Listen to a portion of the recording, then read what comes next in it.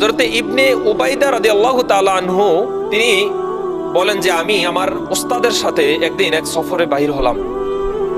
আমি যখন আমার ওস্তাদজির সাথে সফরে বাহির হলাম তখন ওই সফরের সাথীরা সবাই রাতে ঘুমায়। আমার ওস্তাদকে দেখলাম যে রাতে তিনি ঘুম থেকে উঠে এক জঙ্গলের মধ্যে প্রবেশ করলেন, আর ওই জঙ্গলের মধ্যে গিয়ে তিনি সালাত আদায় করছেন। তখন রাত প্রায় শেষ অংশে, মধ্যবর্তী সময়ে, তখন তিনি আল্লাহ রাব্বুল আলামিনের কাছে দোয়া করলেন যে আল্লাহ, আমি আপনার কাছে 3টা জিনিস চেয়েছিলাম, কিন্তু আপনি আমাকে 2টা জিনিস দিয়েছেন, আর একটা জিনিস থেকে আপনি আমাকে এখনো বঞ্চিত করে রেখেছেন।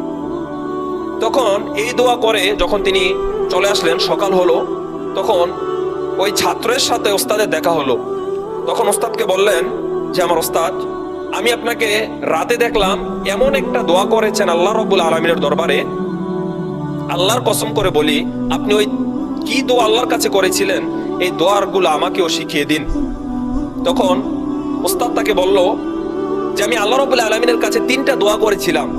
আমি আল্লাহর কাছে বলেছিলাম, আল্লাহ, আমার অন্তরে যেন কোনো নারীর প্রতি ভালোবাসা সৃষ্টি না হয়। আল্লাহর কসম করে বলি, আমি যখন নারী দেখি আমার কাছে মনে হয় এটা কি নারী দেখলাম নাকি ঘরের পিলার দেখলাম, ওইটা আমি বুঝতে পারি না। আল্লাহ তাআলা ওই দোয়াটা আমার কবুল করেছেন। আর আমি 2 নম্বর দোয়াটা করেছিলাম, আমি যেন গোটা পৃথিবীর মধ্যে আল্লাহকে ছাড়া আর কাউকে ভয় না পাই। আল্লাহ রাব্বুল আলামিন আমার এই দোয়াটাও কবুল করে নিয়েছেন।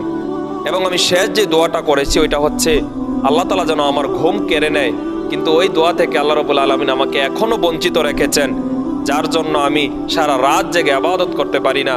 আপনি দেখেন তাদের অনুশোচনা কেমন ছিল। আল্লাহর কাছে এই দোয়া প্রতিদিন করতো, আল্লাহ, আমার চোখ থেকে ঘুম কেড়ে নেন, যেন আমি দিনে এবং রাতে সর্ব অবস্থায় সর্বক্ষণ আপনার দোয়ায় মশগুল থাকতে পারি। সম্মানিত দিনী ভাই, আপনি তো রাতে থাক দূরের কথা, আপনি টাইম টু টাইম নামাজই পড়েন না, তাহলে কেমন ভাবে হবে? ইবাদত করতে হবে সাহাবায়ে আজমাইনদের মতো, তাবেঈদের মতো, যাদের অন্তর ছিল শুধু আল্লাহ তাআলার জন্য, যাদের অন্তর কাঁপতো, যাদের চোখে দিয়ে পানি আসতো শুধু রবের ভয়ে।